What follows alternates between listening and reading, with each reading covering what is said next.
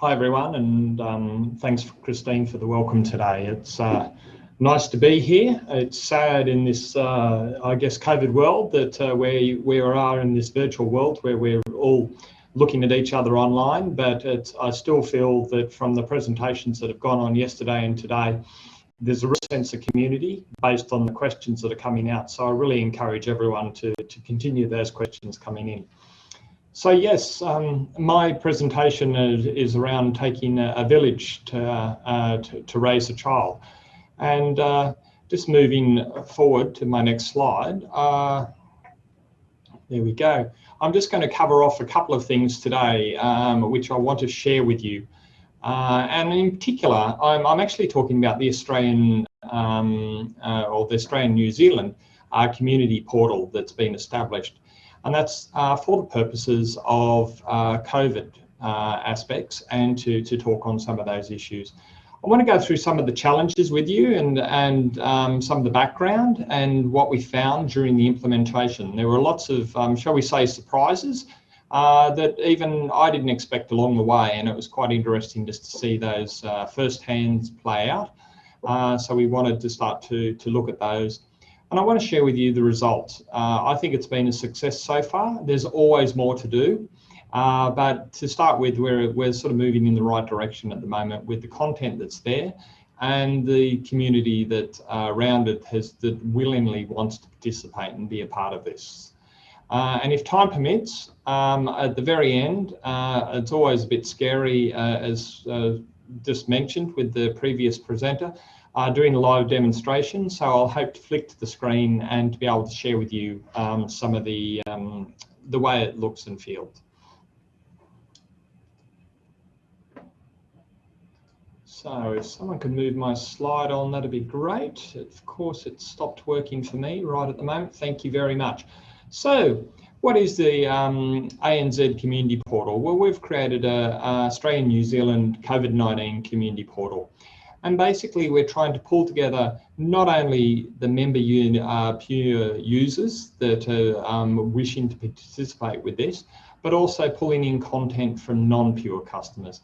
And that's the really exciting part, in my view, how we can try and crystallise and pull that information from a lot of other sources and bring it into one place. There's plenty of COVID resources that are on the internet now, and many sites have set them up. And it's exciting to see that from a development point of view that we've been able to stand this up, and it's appearing quite early, shall we say, in the Google search when I try to put it into the system now, which is great. So how did it come about? And it really came about from a conversation that I had with Patrick. And it was about the idea of how we can sort of say, hey, we've got the community portal functionality. You know, what's some of the opportunities that we have, and how can we better share that, you know, taking advantage of all that great rich research content that exists out there. And so as a result of that, we had a number of conversations internally, and we managed to create the community portal with the help of the team from Alberg and get it up and running. The second point I want to make, which sort of throws people, was it's free. It's free to join. So immediately the, shall we say, suspicion started to unfold, and people said, what's the catch? What have I got to do if it's free? Where am I going to get caught later? And, you know, this was a resource that, and it was really important for Elsevier in this COVID world, a little bit like the other sites and everything, that while we're all going through this very difficult time, that we try and can share and offer some of our resources to try and make it a better place and to provide more information out there for people in particular. So one question I was getting a lot of, which was around what's the difference between this particular portal and the wider Elsevier community portal in that sense.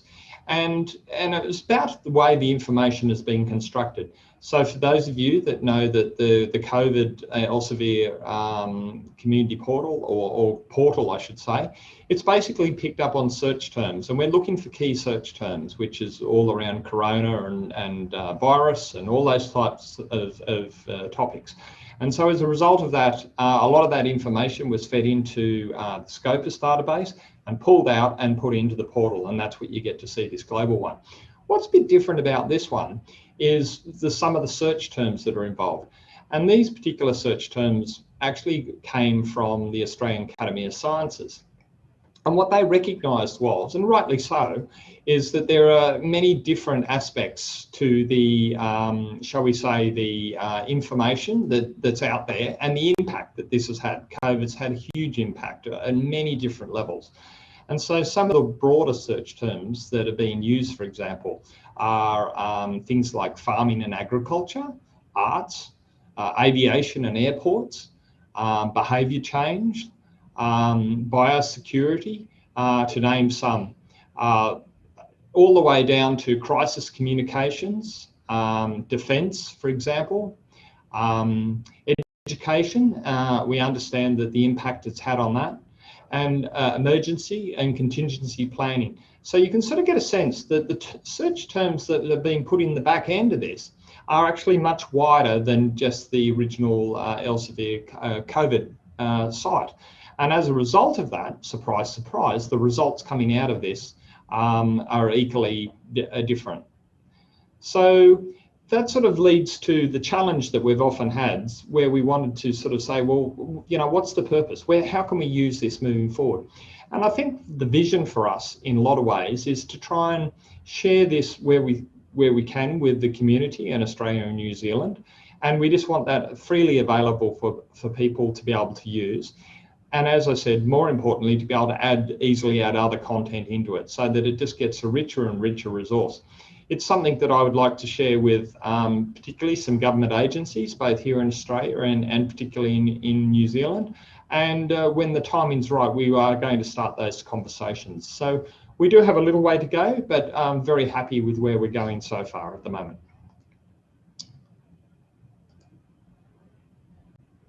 And my slide clicker stopped. Here we go. So look, the title of my talk, and let's work together at the end of the day is the title. It takes a village to raise a child. Now, depending on your, if you drop that into Google, you'll get many different variations of that and what it actually means.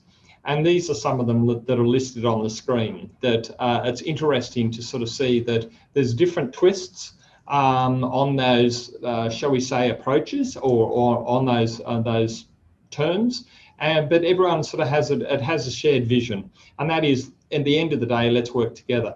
And so this is what Elsevier is very much trying to do. We want to work together with the community and beyond the pure community, to be clear, to basically get this information together so that people can find it more readily and have it more available at their fingertips. So it was quite interesting as I was going through these terms just to see the different definitions of that.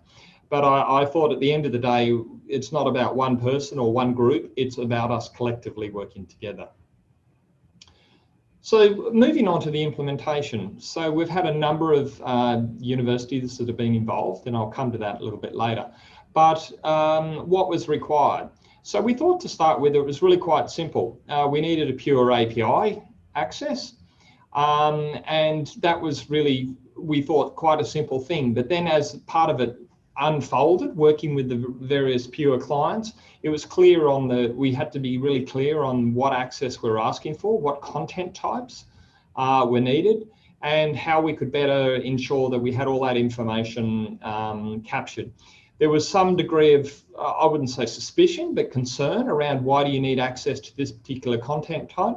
But as we all know, that those of you that are pure clients, that pure is very much like a group of building blocks putting all the content together. And so as a result, it was really quite important that we had access to all the right elements to be able to pull it together into the ANZ COVID portal. So that was the easy part. For non-pure customers, this is where the challenge started. So we were asking, well, what do we really need from them to try and make this work? And it turned out to be a fairly basic template at this point in time. And that was where we were just asking for the researcher's name, potentially an organisational structure so that we could understand a little bit about the hierarchy of that particular institution, and a Scopus author ID. and using cross-referencing those content from that author against the keywords that we had on the list, we're then able to pull that content through and to showcase it on the web. Surprise, surprise, like any implementation or putting anything into production, there were some challenges along the way. And some of those were really quite interesting. I had a number of questions from a number of clients, and even I was questioning it myself to say, why is this record appearing? This has got nothing to do with COVID. And again, I had to remind myself in particular that a lot of these search terms were beyond the COVID, but at the end of the day, some of those search terms that I mentioned that were designed came through from the Academy of Sciences were beyond the impact of just the medical aspects of COVID. For example, environmental impact on tourism, or looking after an animal that could be affected because there's not the tourism now that it could flourish in that particular environment. So a lot of the information that started floating to the surface seemed to be noisy, but when I started to look at it, there seemed to be a fair degree of logic to it. But there was the capacity to turn that information off if we needed to. The other, I guess, challenge we had was pulling this information together into a coherent sense. So for our pure customers, we thought, great, it's a simple case of just pulling together all the organisations and rolling them up and displaying those together. Again, that turned out not to be the case because of the unique way everyone likes to share their organisations on their pure portals.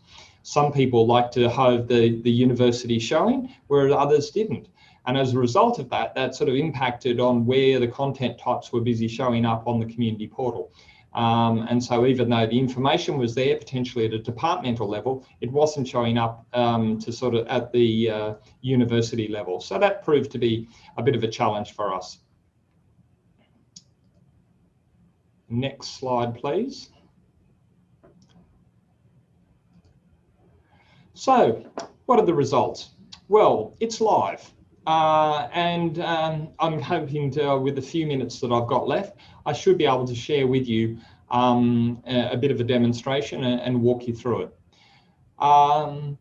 We do have links from some of the universities that are participating, and I thank them in particular from the community, those that have been involved. There were some interesting observations that I noticed along the way. Here in Australia and New Zealand, you would think there's only one way of managing research outputs and actually pulling that information together. And so behind the scenes, as we pulled the information together, I did notice, none of this was displayed on the portal, but I did notice the curiosity around the fact that there were lots of different keywords in use at different institutions. And what that actually meant was that everyone was doing a very similar process, but a very different process when it came to general data management, particularly around the research outputs. Great, that's the flexibility of Pure for you, which is really good. But I did find that quite interesting, that the impact that that had on, with the different approaches to manage the same process. Over the last 4 months, we've had over 5,000 visitors just in the last 4 months to the portal that I was able to look at using the Google Analytics that we've got available to us.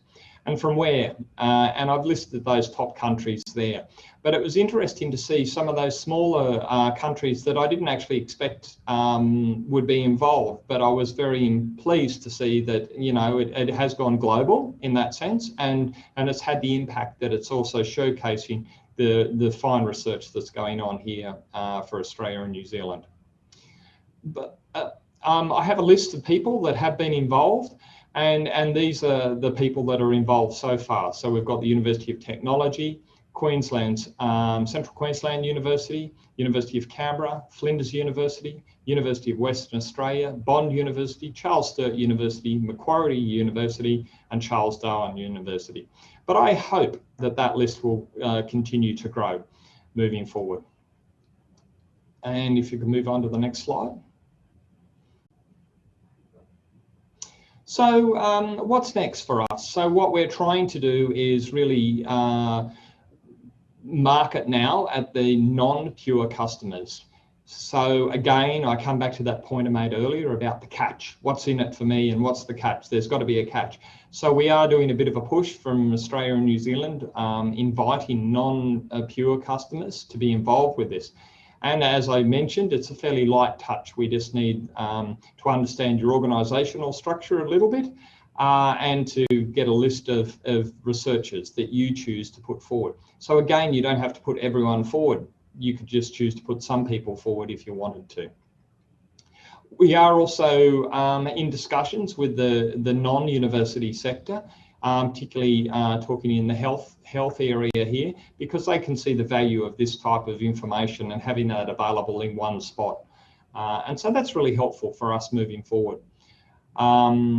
Again, if you happen to be from a university or an institute anywhere in Australia and New Zealand and you want to be involved, please contact me. And as I said, there's no catch. It's free. It's free.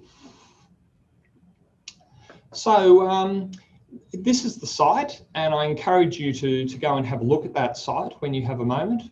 The web address is here. But what I'd like to do now, and this is always the scary part, is we'll click to a live demonstration. So if we could just cut over to that. Okay, so here we have it. Here's the Australian and New Zealand COVID Community Portal. And as you can see, I've got a list of the universities that are involved. I mentioned earlier the challenge we had around the universities. So we've listed them all here. But again, because of the organisational structures we had, it was difficult for us to sort of list them all. And we had to solve that quite quickly. But one thing which I do like about this is that, for example, here, if I click on press and media, that you're starting to see some of the real information that's coming through. So here's this very top article, which is from Macquarie University, is coming through. And we're talking about COVID-19 and how it's impacted on the world. So we've got one here from Macquarie University and the next one from Canberra. So these are some great real leading edge indicators of research impact.